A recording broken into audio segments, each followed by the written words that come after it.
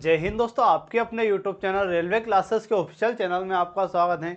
मैं दिलीप राठौर आपके लिए लेकर आया हूं जियोग्राफी भूगोल के कुछ महत्वपूर्ण प्रश्न। हम जो है हर टॉपिक हर सब्जेक्ट के टॉप 100 क्वेश्चन कर रहे हैं। हमने पॉलिटी के टॉप 100 क्वेश्चन कर लिए 2 पार्ट में 50-50 करके। अब हम क्या भूगोल के किसके भूगोल के टॉप हम क्या करेंगे, टॉप 100 क्वेश्चन करेंगे। आज की क्लास में हम कितने 50 क्वेश्चन करने वाले, फिर कल इसके भूगोल के अगले 50 क्वेश्चन करने वाले। उस प्रकार से हम 100 क्वेश्चन कर लेंगे। इसी प्रकार से टॉपिक वाइज हर टॉपिक से हर सब्जेक्ट से हम कितने 100 क्वेश्चन उठाने वाले हैं। 10 से 15 दिन में हर टॉपिक के 100 क्वेश्चन हम कर लेंगे। ठीक है, तो आइए शुरू करते हैं।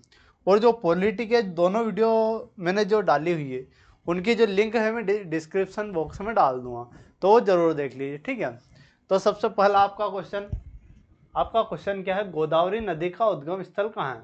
भाई गोदावरी नदी की बात करें, गोदावरी नदी क्या है, गोदावरी नदी की अगर बात करें उद्गम स्थल की बात करें तो ये तो त्र्यंबकेश्वरम महाराष्ट्र है।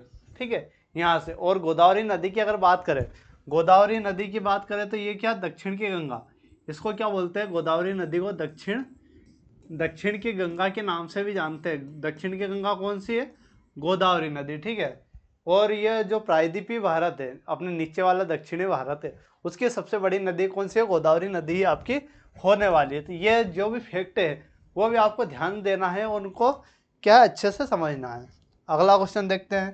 तो पहले तो गोदावरी नदी, अगला क्वेश्चन देखने के पहले कुछ इसके बारे में, जैसे मैंने क्या बताया कि त्रिम्बक महाराष्ट्र से गुजरती है। ठीक है, ये यहाँ से निकलती है, ये दक्षिण की गंगा के नाम से जानते हैं। वो जो गोदावरी नदी है यह प्रायद्वीपीय भारत की सबसे बड़ी नदी है। ठीक है, जो दक्षिण भारत की है उसकी सबसे बड़ी नदी है। ठीक है, अगला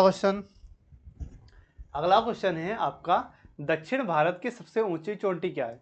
दक्षिण भारत की बात करें, दक्षिण भारत की सबसे ऊंची चोटी कौन सी होने वाली, दक्षिण भारत की सबसे ऊंची चोटी होने वाली अनाई मुड़ी। कौन सी होने वाली, अनाई मुड़ी, दक्षिण भारत की सबसे ऊंची चोटी। ठीक है, अनाई मुड़ी दक्षिण भारत की सबसे ऊंची चोटी होने वाली।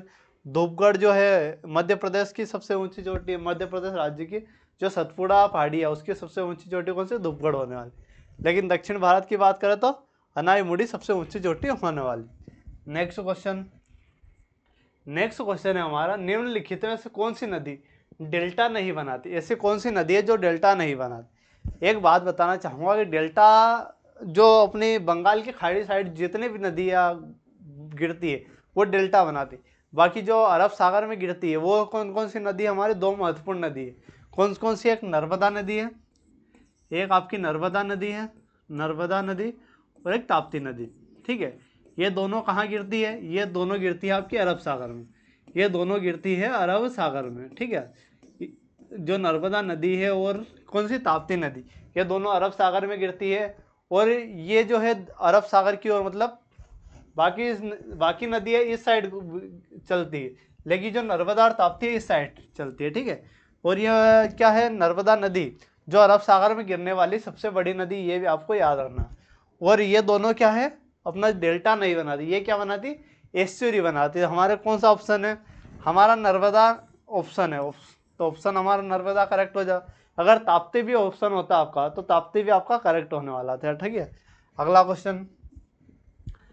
क्वेश्चन है आपका, भारत में सबसे बड़े क्षेत्र में फैली हुई मिट्टी कौन सी है। भारत में सबसे ज्यादा क्षेत्र में फैली हुई मिट्टी कौन सी, तो वो होने वाली जलोढ़ मिट्टी। कौन सी होने वाली, जलोढ़ मिट्टी या कछारी मिट्टी। यह किस क्षेत्र में पाई जाती है, जो उत्तर भारत का मैदानी क्षेत्र है उसमें यह पाई जाती है। जो नदियों के बहाव से लाई गई मिट्टी है वो जलोढ़ मिट्टी। ये भारत के सबसे अधिक क्षेत्र, लगभग 40 से 45% क्षेत्र में जलोढ़ मिट्टी ही पाई जाती है। ठीक है, तो ऑप्शन तो ये जलोढ़ मिट्टी आपका करेक्ट होने वाला। अगला देखते हैं, शांत घाटी किस राज्य में स्थित है। शांत घाटी की बात करा भाई, शांत घाटी आप सभी को पता होगा केरल राज्य में। कहाँ है शांत घाटी, केरल राज्य में। और फूलों की घाटी, एक और हमारी घाटी महत्वपूर्ण है शांत घाटी, एक है हमारी फूलों की घाटी। फूलों की घाटी कहाँ है, फूलों की घाटी की बात करें तो ये कहाँ होने वाली, यूके में। यूके बोले तो उत्तराखंड में। ठीक है, यूके वो नहीं है, ब्रिटेन नहीं, यूके उत्तराखंड। फूलों की घाटी कहाँ है, उत्तराखंड में। तो ये भी आपको याद रखना है, शांत घाटी केरल में और फूलों की घाटी उत्तराखंड में। ठीक है, अगला क्वेश्चन, अगला है, गुरु शिखर चोटी किस पर्वत श्रृंखला की सर्वोच्च चोटी। गुरु शिखर चोटी की बात कर, गुरु शिखर चोटी किसकी, जो अरावली पर्वत, अरावली श्रृंखला है उसकी सबसे ऊंची चोटी कौन सी मानी है, गुरु शिखर।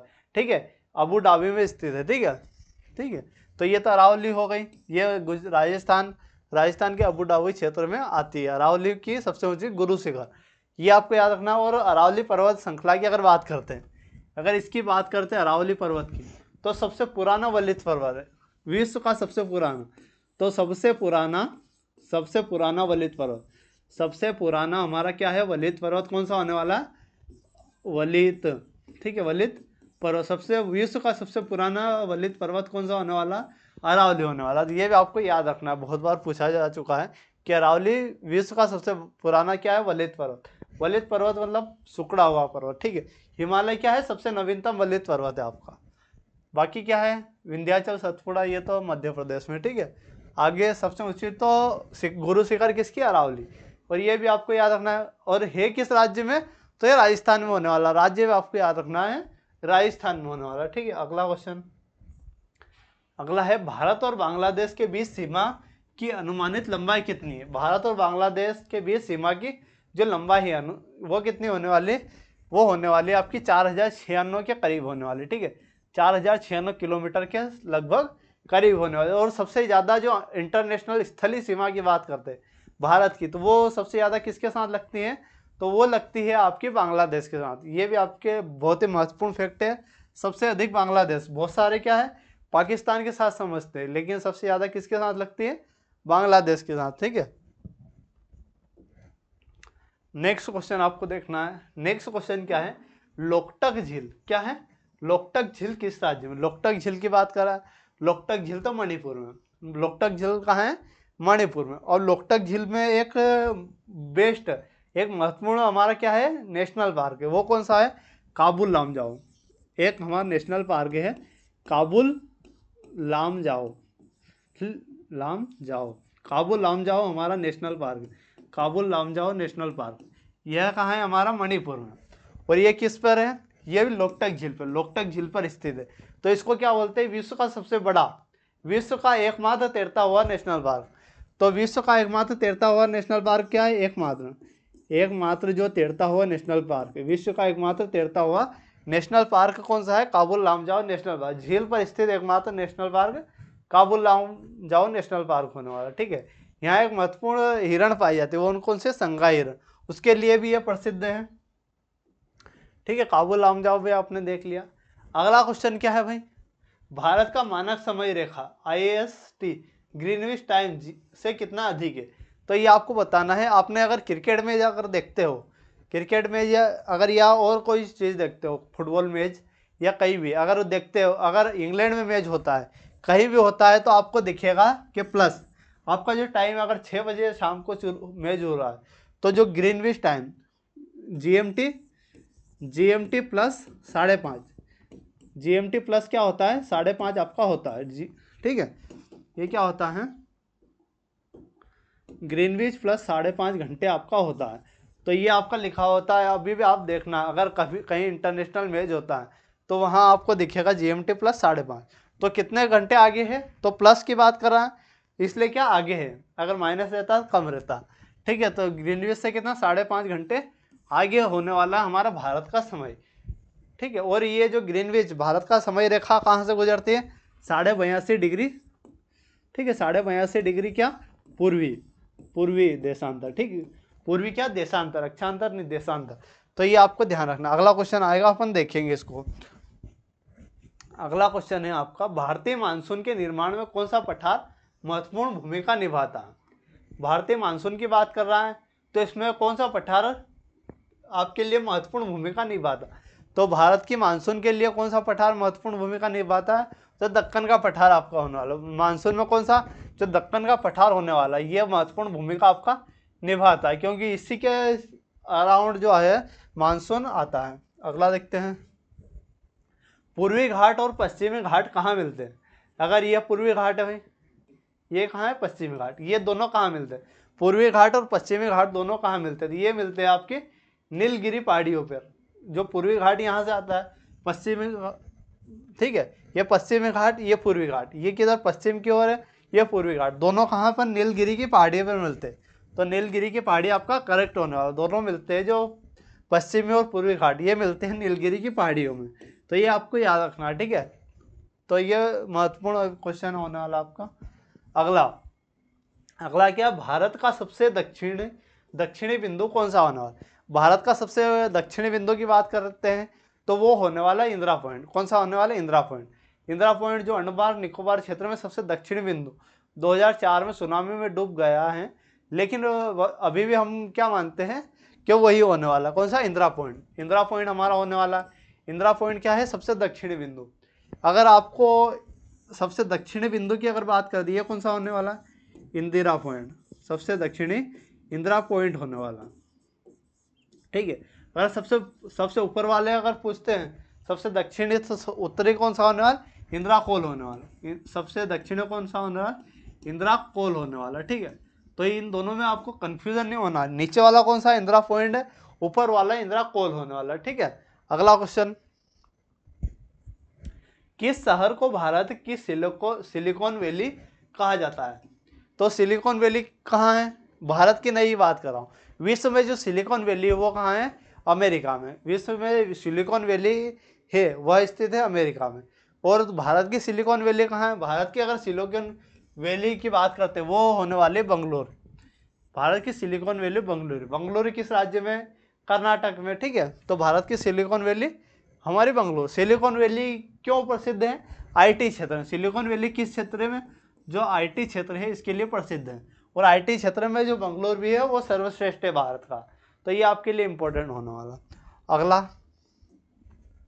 अगला है पिंक सिटी। गुलाबी शहर किस शहर को कहा जाता है? गुलाबी शहर पिंक सिटी किसको कहते हैं? तो जयपुर राजस्थान को क्या कहते हैं? जो पिंक सिटी कहता है, क्योंकि यहाँ ज़्यादातर इमारतें क्या हैं? पिंक कलर की है। और अभी तो जैसे पुराने शहर की बात करा, जो पुराने प्राचीन शहर हैं वो क्या है? पिंक कलर का। अभी नए की बात नहीं कर रहे हैं, नए तो अपने अपडेट हो गए, लेकिन जो पुराना क्षेत्र है वो हमेशा क्या पिंक कलर का रहता है, इसलिए इसको क्या बोलते हैं? Pink city. और इसका नाम भी हमने पिंक सिटी रख दिया है। अगला देखते हैं, नाथुला दर्रा किस राज्य में स्थित है? नाथुला दर्रा क्या होता है भाई? दर्रा होता है भाई दो पहाड़ी है, एक इधर पहाड़ी है आपके लिए, एक इधर पहाड़ी, ठीक है। एक इधर पहाड़ी है, एक इधर पहाड़ी है, दो पहाड़ी है। तो इसके बीच का जो रास्ता होता है वो दर्रा होता है। इसके बीच का रास्ता क्या होता है? दर्रा। एक तो ये मान सकते हो आप, या एक ये दो पहाड़ियाँ, ठीक है। ये दो पहाड़ी है, इसके बीच का जो क्षेत्र होता है एक ये दर्रा। अगर दो पहाड़ी ऐसे है तो ये दर्रा होता है, मतलब पास पास जो पहाड़ी होती है, ये टॉप व्यू ये अपर व्यू, तो ये बीच का क्या होता है? ये दर्रा होता है। दो पहाड़ियों मतलब पहाड़ी है, उसके बीच में जो रास्ता होता है संकड़ी, जो संकड़ा रास्ता होता है उससे क्या बोलते हैं? दर्रा। तो नाथुला दर्रा कौन सा होने वाला है आपका? नाथुला दर्रा किस राज्य में होने वाला? नाथुला दर्रा सिक्किम में होने वाला। नाथुला दर्रा तो हमारा सिक्किम में होने वाला, ये आपको याद रखना है। नेक्स्ट क्वेश्चन है आपका, कौन सी नदी बंगाल का शोक कहलाती है? कौन सी नदी को बंगाल का शोक कहते हैं? बंगाल का शोक किसको बोलते हैं ना? जो दामोदर नदी है उसको क्या बोलते हैं? बंगाल का शोक। तो बंगाल का शोक तो दामोदर, लेकिन बिहार का शोक किसको बोलते हैं? बिहार का शोक आपको किसे बोलते हैं? दामोदर नदी को तो बिहार किसको? दामोदर नदी को किस काय का शोक बोलते हैं? बंगाल का। तो लेकिन बिहार का अगर शोक की बात करें, बिहार का शोक किस नदी को बोलते हैं? बिहार का शोक किस नदी को बोलते हैं ये बताना है, ठीक है। इसका उत्तर आप बता भी सकते हैं, मैं अभी बता देता हूँ। बाकी अगला क्वेश्चन पूछो उसका तो उत्तर आपको देना है। तो बिहार का शोक किस नदी को कहते हैं? तो ये बोलते हैं कोसी नदी को। बिहार का शोक हमारी जो कोसी नदी है उसको बोलते हैं बिहार का शोक। तो ये भी इम्पोर्टेंट होने वाला आपके लिए। नेक्स्ट, चिल्का झील किस प्रकार की झील का उदाहरण? जो चिल्का झील है किस प्रकार की झील का उदाहरण? तो चिल्का झील की बात कर रहे हैं भाई, तो चिल्का झील एक लेगुन झील का उदाहरण। लेगुन झील क्या होती है? जो समुद्र तट, मान लीजिए ये समुद्र है, ये क्या है? समुद्र। और समुद्र के जो यहाँ किनारे पर अगर झील बनती है, ये कट के तो यहाँ झील बन गई, तो ये क्या है? लेगुन प्रकार की झील है। तो ये लेगुन कैटेगरी में आती है। समुद्र के एकदम किनारे, समुद्र का खारा ही पानी होता है उसमें, तो ये भारत की सबसे बड़ी लेगुन झील होने वाली। तो ये कौन सी होने वाली? लेगुन झील, भारत की सबसे बड़ी लेगुन झील, चिल्का झील। ये किस राज्य में? अगर राज्य की बात करें, जो चिल्का झील की अगर बात करें, राज्य कौन सा होने वाला? ओडिशा। राज्य की अगर बात करते हैं, राज्य किस राज्य में होने वाला है आपकी चिल्का झील? उड़ीसा राज्य में होने वाली है, ठीक है। तो चिल्का झील तो उड़ीसा राज्य में होने वाली लेगुन झील है, और इस प्रकार से ये लेगुन झील बनती है। आपके लिए क्वेश्चन है कि भारत की सबसे बड़ी मीठे पानी की झील कौन सी होने वाली? क्या भारत की सबसे बड़ी मीठे पानी की झील, मीठे पानी की झील आपको बतानी है, भारत की सबसे बड़ी मीठे पानी की झील कौन सी होने वाली है? कमेंट बॉक्स में जरूर बताना। नेक्स्ट क्वेश्चन देखते हैं। नेक्स्ट क्वेश्चन है आपका, अंडमान द्वीप समूह और निकोबार द्वीप समूह के बीच कौन सा चैनल अलग करता है? जो अंडमान द्वीप समूह है और निकोबार द्वीप समूह, उनको कौन सा जो चैनल है, कौन सा डिग्री अलग करता है? तो वो करता है 10 डिग्री चैनल। कौन सा 10 डिग्री चैनल आपका अलग करता है? ये आपका करेक्ट होने वाला है। नेक्स्ट, काराकोरम पर्वत श्रेणी क्या है? काराकोरम जो पर्वत श्रेणी है, कौन सी? काराकोरम पर्वत श्रेणी का पूर्व नाम क्या है? दो, काराकोरम का पुराना नाम क्या है? अगर इसके पुराने नाम की बात करें तो इसका पुराना नाम होने वाला है कृष्णगिरी। क्या होने वाला है हमारा? कृष्णगिरी। काराकोरम का जो पुराना नाम होने वाला वो होने वाला है कृष्णगिरी, ठीक है। नेक्स्ट क्वेश्चन, नेक्स्ट है, केरल के लेगुनों को स्थानीय रूप में क्या कहते हैं? जो केरल में लेगुन होते हैं उनको स्थानीय भाषा में क्या बोलते हैं? स्थानीय रूप में क्या कहते हैं? केरल के लेगुन। लेगुन बोलते तो जो समुद्र के किनारे क्षेत्र बन जाते हैं उनको लेगुन बोलते हैं। बहुत छोटे छोटे क्षेत्र बन चुके हैं केरल में, तो उनको क्या बोलते हैं? कयाल। उनको बोलते हैं कयाल, ठीक है। तो केरल के जो लेगुन का स्थानीय रूप को क्या बोलते हैं? हम कयाल बोलते हैं। तो आपका करेक्ट होने वाला है। अगला क्वेश्चन, अगला क्या, भारत में पवन ऊर्जा के लिए कौन सा क्षेत्र प्रसिद्ध है? भारत में जो पवन ऊर्जा है उसके लिए कौन सा क्षेत्र प्रसिद्ध है? भारत में पवन ऊर्जा की बात करें तो उसके लिए हमारा जो तमिलनाडु का तट है, तमिलनाडु का तट प्रसिद्ध है। किसके लिए? हमारा जो पवन ऊर्जा के क्षेत्र में जो तमिलनाडु का तट है वो प्रसिद्ध है। बाकी जो गुजरात महाराष्ट्र का जो तट है वो भी हमारा प्रसिद्ध है, लेकिन सर्वोत्तम कौन सा आता है? जो सर्वश्रेष्ठ तट है पवन ऊर्जा के लिए, और सबसे ज़्यादा पवन ऊर्जा का उत्पादन भी तमिलनाडु राज्य में होता है। तो आपके लिए इसलिए जो तमिलनाडु का तट है वो आपका करेक्ट होने वाला है। नेक्स्ट क्वेश्चन देखते हैं हम, चंबल नदी का निर्माण किस भू आकृति प्रक्रिया के द्वारा हुआ है? जो चंबल नदी का निर्माण है, चंबल नदी के निर्माण की बात कर रहा है तो किस भू आकृति प्रक्रिया द्वारा हुआ है? तो चंबल घाटी का निर्माण, चंबल घाटी की बात कर रहा है तो चंबल घाटी का जो निर्माण हुआ है वो किसके बीच? अवनालिका अपर्दन, नदी अपर्दन, ठीक है, अपर्दन के कारण वो हुआ है। तो बिहड़ के जो चंबल के बिहड़ वो इसी कारण से बने, ठीक है। और चंबल नदी की बात करें, चंबल नदी, तो चंबल नदी की अगर बात करें, चंबल नदी कहाँ से निकलती है? चंबल अगर नदी निकलती है तो ये इंदौर के समीप जानापाव से निकलती है। कहाँ से ये निकलती है? जानापाव से। जानापाव, जानापाव कहाँ है? इंदौर में, ठीक है। जानापाव की बात करें तो इंदौर के निकट है, ठीक है। और चंबल नदी पर क्या राणा सागर बांध है और गांधी सागर बांध भी इंपॉर्टेंट है, ठीक है। तो यह निकलती कहाँ से? जानापाव, इंदौर के निकट जो स्थान है जानापाव, वहाँ से निकलती है चंबल नदी, ठीक है। नेक्स्ट क्वेश्चन, नेक्स्ट क्वेश्चन है, पृथ्वी के क्रोड़, पृथ्वी का क्या है? क्रोड़ में मुख्य रूप से कौन सा खनिज पाया जाता है? पृथ्वी के क्रोड़ की बात कर रहा है तो इसमें मुख्य रूप से कौन सा खनिज पाया जाता है? क्रोड़ मतलब सेंटर, ये आपका अगर क्या है? पृथ्वी है, ये अगर पृथ्वी है, ठीक है, ये तो ये वाला जो कोड़ हो जाए तो इसमें कौन सा अगर आपका पाया जाता है? तो इसमें जो पाया जाता है लोहा, इसमें जो कोड़ में पाया जाता है लोहा और मैग्नीशियम, लोहा और हमारा मैग्नीशियम आपका पाया जाता है, ठीक है। तो लोहा और मैग्नीशियम किसमें? कोड़ में पाया जाता है। तो ऑप्शन हमारा पहला करेक्ट हो जाएगा, लोहा और मैग्नीशियम करेक्ट होने वाला, ठीक है। नेक्स्ट क्वेश्चन, नेक्स्ट क्वेश्चन है, भारत में का सबसे बड़ा कोयला उत्पादक राज्य, भारत का सबसे बड़ा कोयला उत्पादक राज्य की बात कर, सबसे बड़े की बात कर रहा है यहाँ। कोयला उत्पादन तो सभी छत्तीसगढ़ में भी होता है, मध्य प्रदेश में भी होता है, झारखंड में भी होता है, लेकिन सबसे बड़ा कोयला उत्पादक राज्य की बात कर रहा है वर्तमान में, तो वो कौन सा होने वाला है? झारखंड। जो सबसे अधिक कोयला उत्पादन किस राज्य में होता है? झारखंड में होता है। झारखंड की राजधानी क्या है? रांची, और बोकारो, और ये स्थान इसके लिए प्रसिद्ध है, ठीक है। नेक्स्ट क्वेश्चन, नेक्स्ट क्वेश्चन है, पृथ्वी पर उपलब्ध कुल जल का कितना प्रतिशत भारत के जल संसाधन का योगदान देता है? पृथ्वी पर जितना भी जल है उसमें जल में कितना प्रतिशत भारत का योगदान है? पृथ्वी पर उत्पादक कितना है उसमें भारत का योगदान केवल 4%। कितना है हमारे भारत का योगदान? 4% होने वाला है। नेक्स्ट क्वेश्चन आपके लिए, सतपुड़ा पहाड़ियाँ किन दो नदियों के बीच स्थित है? सतपुड़ा पहाड़िया की बात करता है, तो जो सतपुड़ा पहाड़ी है वो किन नदियों के बीच है? तो सतपुड़ा पहाड़ी की बात करते हैं तो एक नर्मदा नदी और एक हमारी कौन सी है? ताप्ती नदी। ये है नर्मदा नदी और ये है ताप्ती नदी। ठीक है, नर्मदा और ताप्ती के बीच कौन सी पहाड़ी है?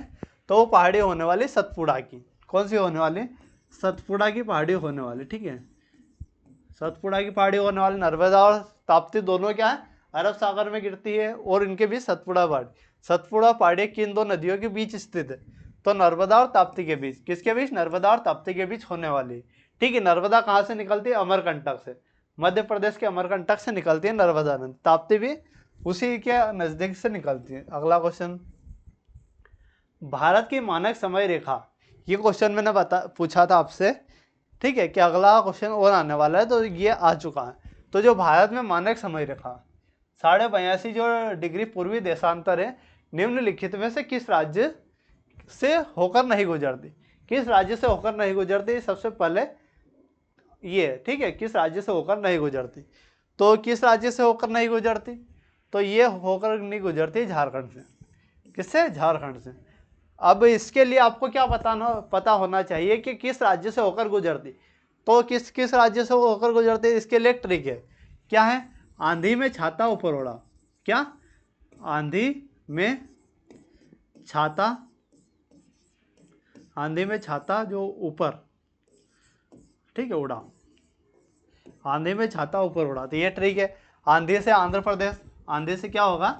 आंध्र प्रदेश होने वाला। आंध्र प्रदेश, आंधी से होता है आंध्र प्रदेश। में से होता है एमपी। छाता से होगा छत्तीसगढ़। छाता से क्या होने वाला आपका? छत्तीसगढ़। छाता से हमारा छत्तीसगढ़ होने वाला है। और ऊपर से होता है उत्तर प्रदेश। ऊपर से हो जाएगा उत्तर प्रदेश। ठीक है, ऊपर से उत्तर प्रदेश। और उड़ा से होगा, उड़ा जाए उड़ीसा। क्या हो जाएगा? उड़ा से होने वाला उड़ीसा। तो इन राज्यों से होकर गुजरती क्या? मानक समय रेखा। आंध्र प्रदेश, मध्य प्रदेश, छत्तीसगढ़, उत्तर प्रदेश और उड़ीसा, इन राज्यों से होकर गुजरती है मानक समय रेखा। तो अगर ये ऑप्शन में उत्तर प्रदेश है से गुजरती, मध्य प्रदेश से, छत्तीसगढ़ से, झारखंड से नहीं गुजरती, ऑप्शन इसमें नहीं है, तो झारखंड हमारा क्या हो जाएगा? झारखंड हमारा करेक्ट होने वाला। ठीक है, नेक्स्ट क्वेश्चन। ठीक है, तो ये ट्रिक है, भी आपको ध्यान देना है। अपन क्या अब कुछ अपडेट करेंगे समय समय पे। क्या अगर क्वेश्चनों में अगर ट्रिक की जरूरत पड़ती है तो वो ट्रिक भी अपन बता देंगे। अलकनंदा और भागीरथी नदियों के संगम में कौन सा स्थान स्थित है? अलकनंदा और भागीरथी नदियों के संगम पर कौन सा स्थान स्थित है? अलकनंदा और भागीरथी जब मिलती है उसके बाद हमारी क्या? गंगा नदी स्टार्ट हो जाती है। उसके बाद क्या है? जो उसका मिश्रित स्वरूप है उसको क्या बोलते हैं? गंगा बोलते हैं। तो ये दोनों कहाँ मिलती है? तो ये जो दोनों मिलती है, ये मिलती है देवप्रयाग में।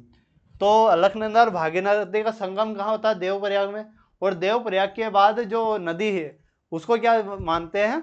किस नाम से जाना जाता है? गंगा नदी के नाम से जाना जाता है। ठीक है, नेक्स्ट हमारा,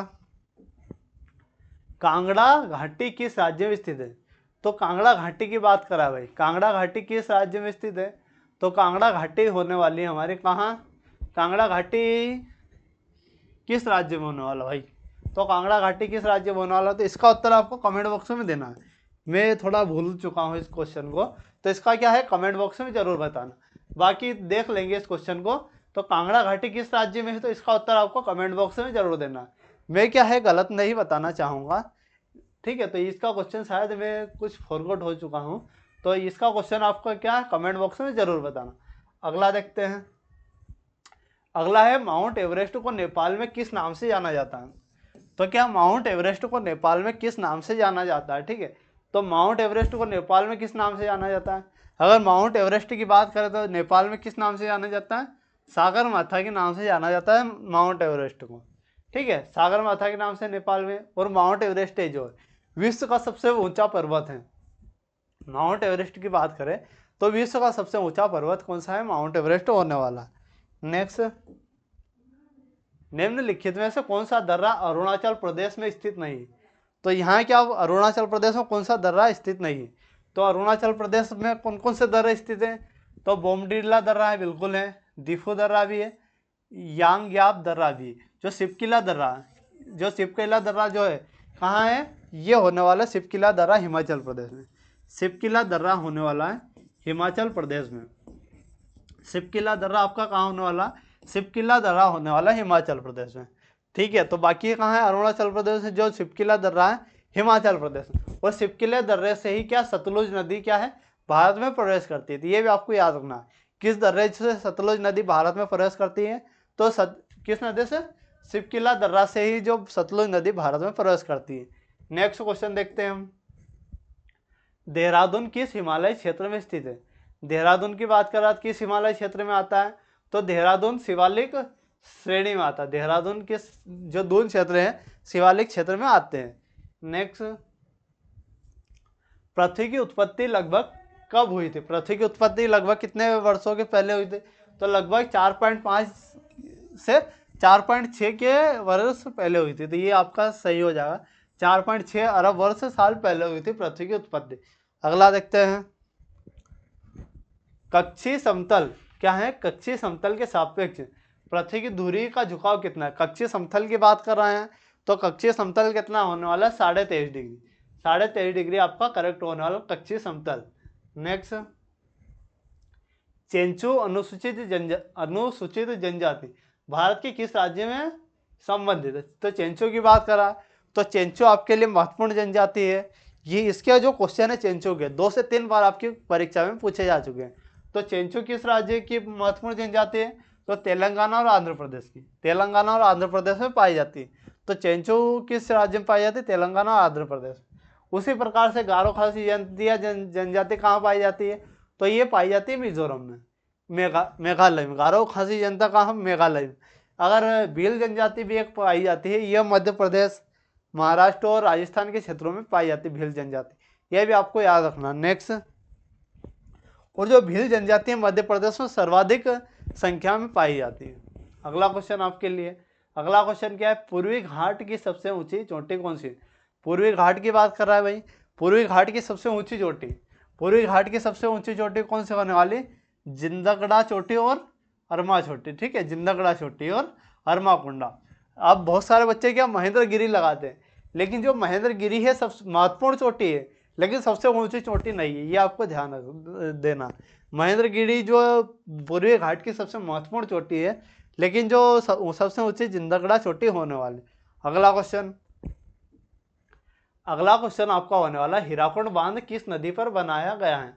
हीराकुंड की बांध की बात कर रहा है, तो हीराकुंड बांध जो उड़ीसा में, उड़ीसा में किस नदी पर, महानदी पर, महानदी पर बनाया गया। हीराकुंड बांध कहाँ, महानदी पर बना गया। हीराकुंड बांध की बात करते हैं तो किस राज्य में, उड़ीसा में। हीराकुंड बांध कहाँ है, उड़ीसा राज्य में है।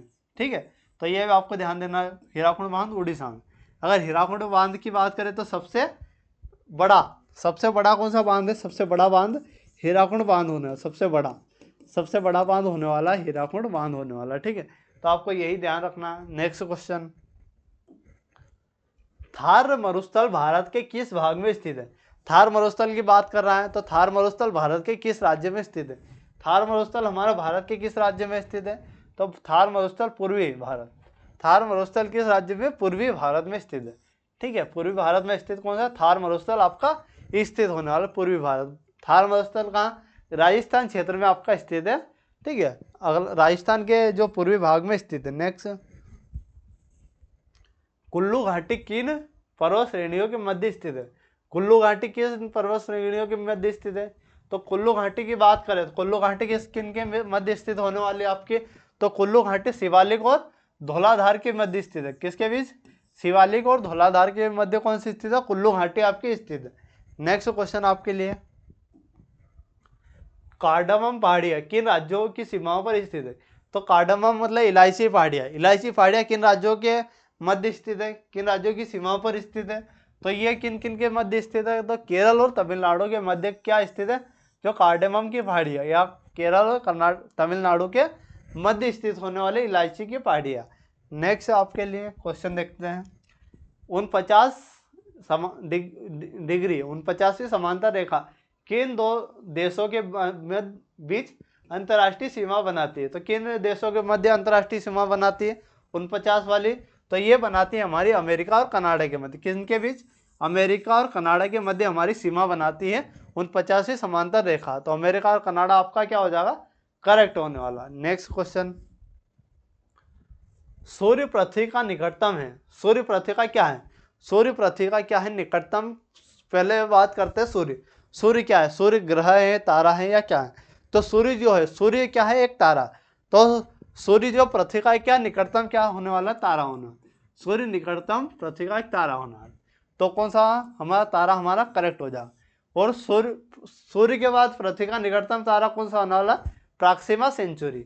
सूर्य के बाद कौन सा होने वाला निकटतम तारा? प्रॉक्सिमा सेंचुरी आपका होने वाला। अगला, भारत का पहला स्थायी आर्कटिक अनुसंधान स्टेशन कौन सा है? भारत का पहला आर्कटिक अनुसंधान स्टेशन की बात कर रहा है, तो वो कौन सा होने वाला? हिमाद्री।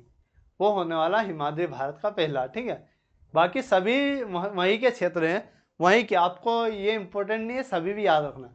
मैत्री, भारतरी, हिमाद्री और दक्षिणी गंगोत्री सभी क्या है? अनुसंधान के क्षेत्र में है, तो सभी आपको याद रखना है। अगला देखते हैं,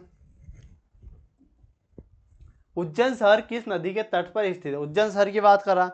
उज्जैन मध्य प्रदेश का एक प्रमुख शहर है, जो वर्तमान में मध्य प्रदेश के जो सीएम है मोहन यादव, वो भी किसी क्षेत्र से आते हैं। किस क्षेत्र से?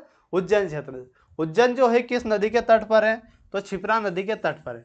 उज्जैन में क्या है? कुंभ का मेला लगता है हर 12 साल के बाद। जो अगला मेला लगेगा अभी प्रयागराज में लगा था, उसके बाद कौन सा?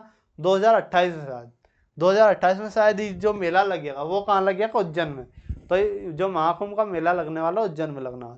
तो उज्जैन आपके लिए इंपॉर्टेंट है। अभी कुंभ का मेला लगा तो उज्जैन का नाम भी आपसे पूछ सकता है। ठीक है, अगला, लेटेराइट मिट्टी निम्नलिखित में से किसका उदाहरण है? तो लेटेराइट मिट्टी जो है निम्नलिखित में से किसका उदाहरण है? तो ये बताना है। तो लेटेराइट मिट्टी किसका है? तो लेटेराइट मिट्टी जो है जोनल सॉइल है, अजोनल सॉइल है, इंट्राजोनल सॉइल है, उपरोक्त में से कोई नहीं। तो जो जोनल सॉइल है ये किसका उदाहरण है? तो ये आपका करेक्ट हो जाएगा। किसका? आंचलिक मिट्टी का। ठीक है, तो लेटेराइट मिट्टी किसका उदाहरण होने वाला? आंचलिक मिट्टी का उदाहरण आपका होने वाला है। नेक्स्ट क्वेश्चन, भारतीय रेलवे को कितने जोनों में बांटा गया है नवीनतम आंकड़ों के अनुसार? तो भारतीय रेलवे को कितने जोनों में बांटा गया? तो वर्तमान में कितने हैं? 18 जोन है। वर्तमान में कितने? 18 जोनों में बांटा गया भारतीय रेलवे को। तो पटकाई पहाड़ियाँ भारत के किस भाग में स्थित है? तो पटकाई पहाड़ियाँ भारत के किस क्षेत्र में? तो पटकाई पहाड़ियाँ जो भारत के उत्तर पूर्वी, भारत के किस क्षेत्र में? उत्तर पूर्वी क्षेत्र में पाई जाती है। तो ये कहाँ? इस क्षेत्र में, इस क्षेत्र में आपकी पाई जाती है। ठीक है, तो यहाँ क्या? आंध्र प्रदेश, यहाँ अरुणाचल प्रदेश, मणिपुर, आंध्र प्रदेश, मणिपुर, इस क्षेत्र में आपकी पाई जाती है। ठीक है, नागालैंड, इस क्षेत्र में आपकी क्या कौन सी पटकाई पहाड़ियाँ आपकी पाई जाती है? अरुणाचल प्रदेश, मणिपुर, नागालैंड, इस क्षेत्र में आपकी पाई जाती है। कौन सी पर्वत श्रृंखला भारत में जल विभाजन का कार्य करती है? तो कौन सी पर्वत श्रृंखला भारत में जल विभाजन का कार्य करती है? तो सबसे महत्वपूर्ण जो होने वाली वो होने वाली विंध्याचल। विंध्याचल भारत में जल विभाजन का कार्य करती है। ये कैसे? क्योंकि ये जो पहाड़ी है ये गंगा का पानी इधर नहीं आने देती, बाकी इधर का इधर, इधर का उधर नहीं, उधर का उधर नहीं। तो ये महत्वपूर्ण पहाड़ी आपकी होने वाली है। नवाबों का शहर किसे कहा जाता है? तो नवाबों का शहर किसे कहते हैं? नवाबों का शहर किसको? लखनऊ। लखनऊ को नवाबों का शहर बोलते थे। हमारा लखनऊ आपका करेक्ट हो जाएगा। नवाबों का शहर लखनऊ होने वाला है। और क्या है? आगरा का पेठा प्रसिद्ध है। ठीक है, अगला है, दक्कन का पठार की औसत ऊंचाई क्या है? दक्कन के पठार की औसत ऊंचाई कितनी होने वाली? तो 600 मीटर आपकी दक्कन के पठार की औसत ऊंचाई होने वाली। ठीक है, तो यह क्लास आपकी फिनिश हो गई। हमने 50 क्वेश्चन कर ली। आज के कितने? 50 क्वेश्चन हम कर चुके हैं। अब कल वाली क्लास में क्या है? 50 क्वेश्चन और करने वाले। तो हमने क्या किसके? भूगोल के, ज्योग्राफी के 100 क्वेश्चन कर लेंगे। तो मैंने इसके पहले संविधान के भी क्वेश्चन करवा चुका हूँ, तो उन दोनों वीडियो की लिंक में जो डिस्क्रिप्शन है उसमें डलवा दूंगा, तो वो भी वीडियो ज़रूर देखिए। तो यह क्लास आपको कैसी लगी कमेंट बॉक्स में ज़रूर बताएं, और जो मैंने क्वेश्चन पूछा है उसका उत्तर भी आप कमेंट बॉक्स में ज़रूर बताएं। वीडियो को लाइक कीजिएगा, चैनल को सब्सक्राइब कीजिएगा। ठीक है, मिलते हैं अगले शानदार वीडियो में। धन्यवाद।